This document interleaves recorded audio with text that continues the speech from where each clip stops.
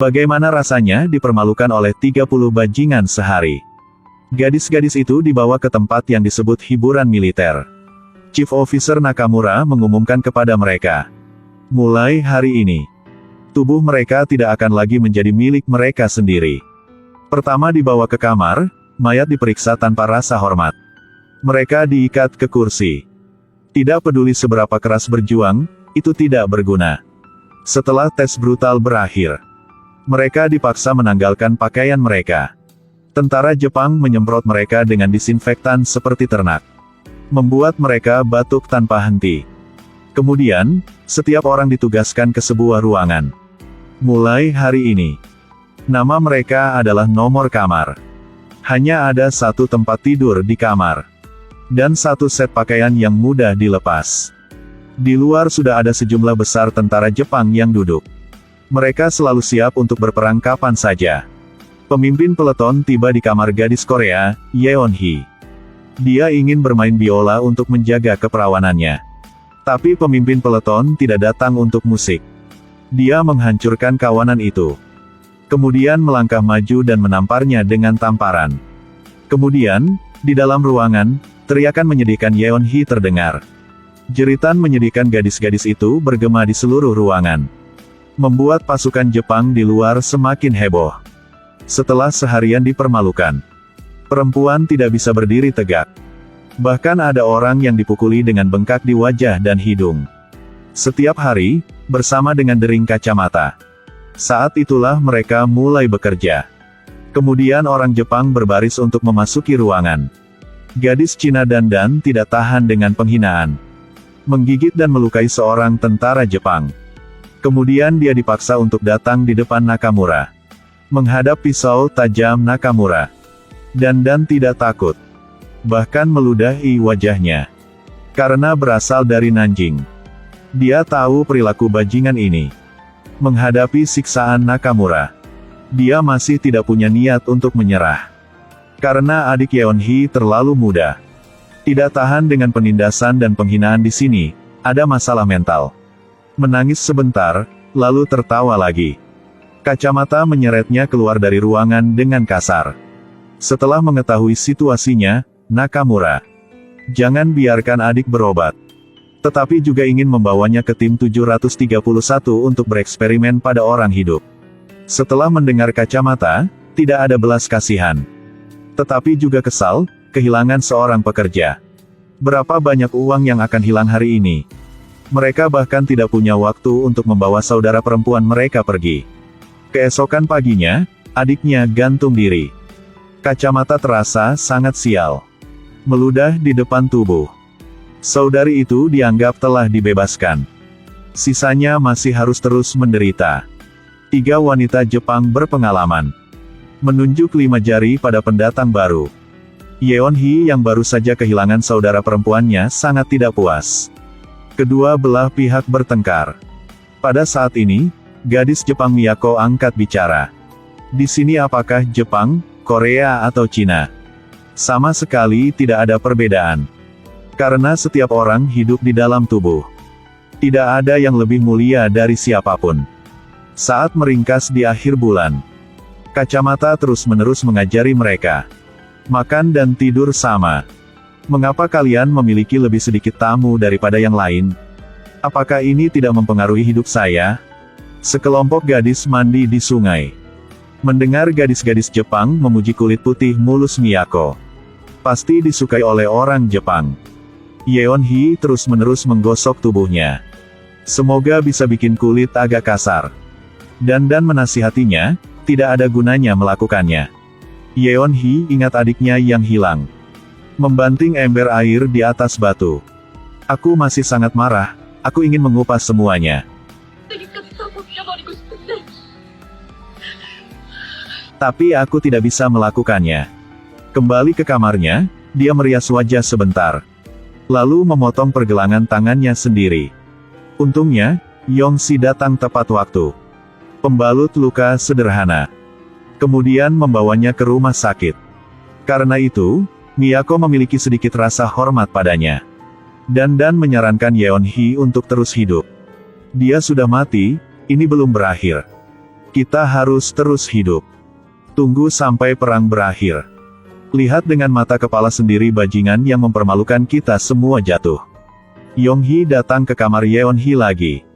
Yeon-hee dengan cepat berbaring. Yong-hee bilang dia juga orang Korea. Berharap Yeon-hee akan hidup dengan baik di masa depan. Jangan lakukan hal bodoh lagi. Karena hidup adalah hal yang paling berharga. Setelah mengatakan itu, Yong-hee berbalik untuk pergi. Sejak itu, Yeon-hee memiliki sedikit nostalgia.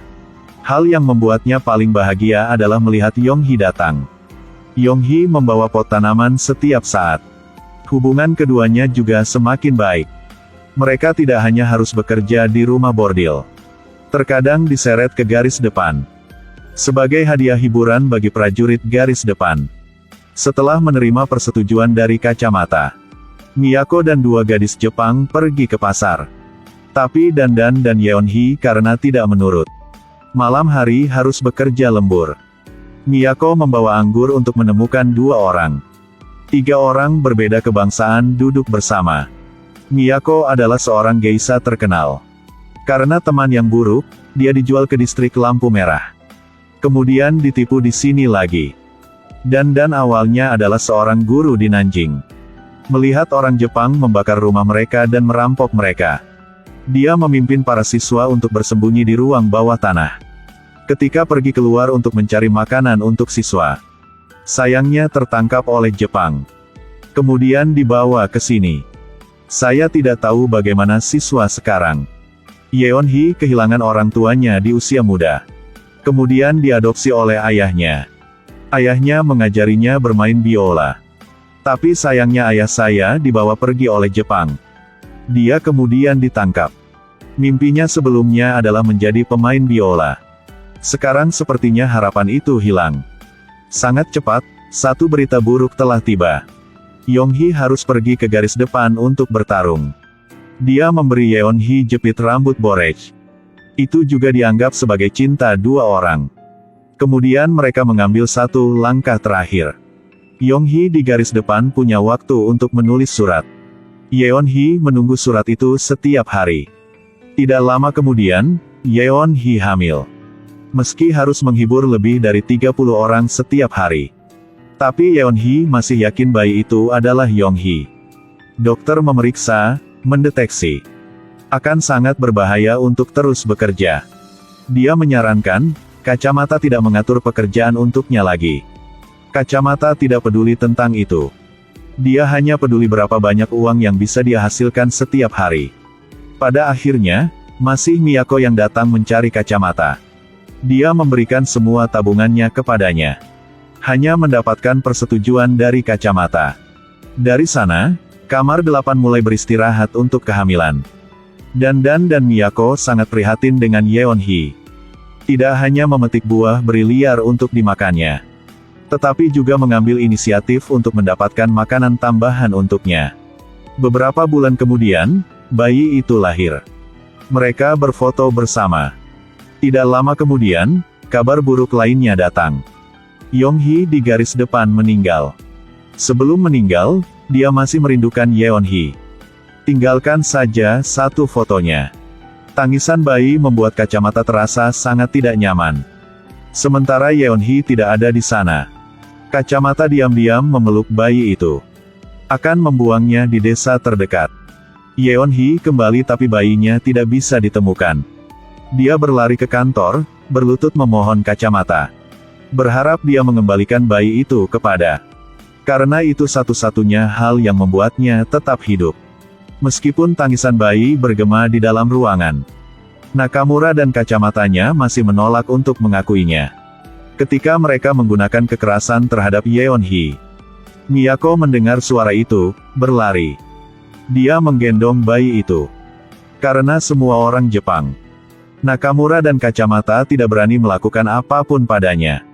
Setelah mendengar berita itu, Dandan berkata, tentara Jepang mendekati akhir. Sampai saat itu, pasti mereka tidak akan membiarkan kita pulang. Dan akan mencoba membunuh kita semua. Jadi Dandan berencana untuk kabur duluan. Tapi tidak nyaman bagi Yeon-hee untuk membawa bayinya. Jika beruntung tertangkap, bahkan mungkin bayinya tidak akan hidup. Miyako sangat mendukung keputusan Dandan. Berikan Dandan semua barang berharga di tubuhnya sebagai korban. Mereka berencana untuk bertemu lagi setelah perang berakhir. Dandan berjalan 1 hari 1 malam. Sayangnya masih ditangkap oleh Jepang. Setelah dikirim ke pangkalan, dia pertama kali digantung dipukuli. Kemudian diseret untuk menghukum di depan semua orang. Sebelum meninggal, Dandan berteriak keras, "Cina akan berdiri." Kemudian dia ditikam melalui tubuh oleh Nakamura. Miyako menyaksikan seluruh proses. Dia harus mengingat wajah penuh kebencian dari para bajingan ini. Tidak lama kemudian, Amerika menjatuhkan bom atom di Hiroshima dan Nagasaki, Jepang. Tanggal 15 Agustus tahun 1945. Jepang mengumumkan penyerahan tanpa syarat. Para gadis bersorak gembira.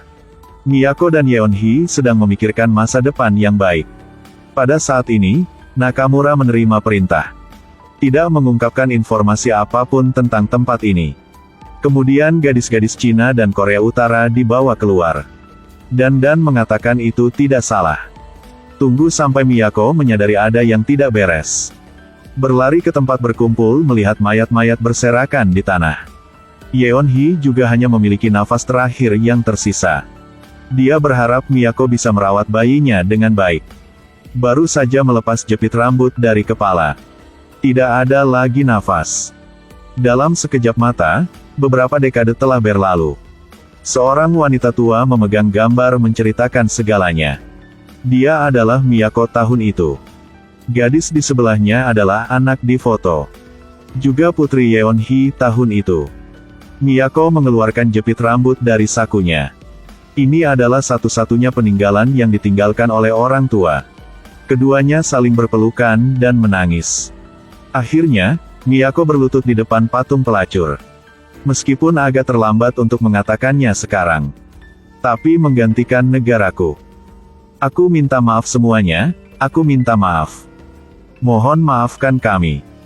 Mohon maafkan kami. Mohon maafkan kami. Film berakhir di sini.